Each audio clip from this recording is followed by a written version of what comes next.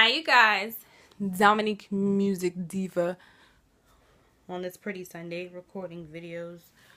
But why not, right? What else is there to do but stay positive and remain in a positive space?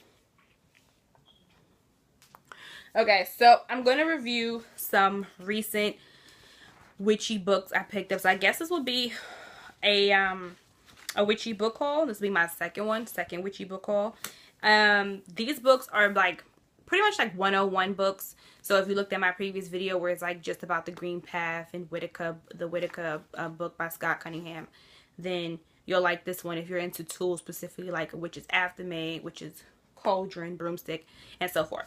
So the first one is, I might start with this one in my hand, Witches Athame. Witches Athame by Jason Mankey. It's the craft, lore, and magic of ritual blades. See that? I like this cover a lot. I do judge books by its cover, and this draws me in wholeheartedly. It says, basically on the back, bless and consecrate. This is the back of the book. And it says, bless and consecrate this Athame for my use. May it serve me in all of my magical endeavors and protect me from all the harm in the magic circle. In the name of the Lord and Lady, so mote it be. It says, full of practical applications for both the circle and the home. The Witches Athame shows you how to utilize your ritual blade to its highest potential. Discover everything you need to know about finding the right Athame, personalizing and consecrating it, and using it in your practice. Tracing the impressive tool from ancient times to present day, the Witches Athame represents symbolism, history, modern uses of the ritual blade. Also featured throughout are getting to the point, short segments of wisdom by knowledgeable writers, and how to use your Athame crystal to folklore about knives and magic. This book helps enhance your craft and protection of such a versatile tool. Jason Mankey is a pagan blogger and columnist for Witches and Pagans magazine, managing editor of Pagan Portals on Pantheos. He'll talk about rock and roll, pagan deities, and a bunch of other stuff. So yeah, this is the Witches Athame. So if you are interested in buying Athame and don't have one, I suggest you get this book. It's really small book. It's not big at all. So you can put in your purse, put in your bag, show it to your coven or if you're a solitary practitioner, take it with you to travel. And this is the inside of it. Here's a picture with some ritual blades. It speaks about different kinds of ritual blades, ritual swords, knife superstitions. Let's see, knife superstitions. You know what to use your blade for, how to use your blade properly. Ugh. Got my tongue. A fairy got my tongue. And calling corners, things of that nature. Yeah. So here it goes. Witches Athame. Jason Mankey. I'll list the book below. Next is, first one I'm reading, of course, The Witches Broom. A Witch and Her Broom. This one's by Deborah Blake. It says, the craft, lore, and magic of broomsticks. And it says, take a magical flight into the history, tradition, and modern use of broomsticks. Whether sweeping the floors or helping write spells, rituals, and crafts, the broom is a more versatile tool than you ever imagined. Join Deborah Blake on a journey through the ages, exploring why broomsticks and witches have always been an inseparable pair. Enjoy broom lore insights from well-known witchy authors, instructions for buying or making your own broom for special occasions. From besoms to broom corn, the Witch's Broom is the perfect guide for adding a faucet to your magical practice. Have a nice flight.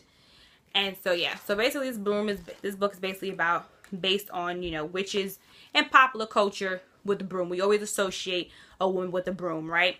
And I think that's why we associate a witch with a broom, because witch is, you know, more, I guess, of a feminine thing, having a woman give her a broom, and basically how to use a broom for magical purposes and creating that in your magical space. How to use a broom for removing negativity ritual, coven dedication, using during shaman, winter. It says going away broom, broom basics. Yeah, so if you're interested in knowing more, that'll to add to your, if you have a coven, you guys are starting out, you want a 101 book, here's The Witch's Broom by Deborah Blake. Of course, The Witch's Wand. Look at that cover. Isn't that amazing? When I saw this, I was like, oh, I have to have it. This is the one, this is the third one in the installment. It's 4 books. in the series. So this is the Witch's Wand by Alfarian Gwendolyn McLear. This is the craft, lore, and magic of wands and staffs. Excellent. Staff is usually like a walking stick, like we saw what's his name, Gandalf the Great have, or any one of the witches in Harry Potter have. But remember Gandalf, he always had the staff. You shall not pass.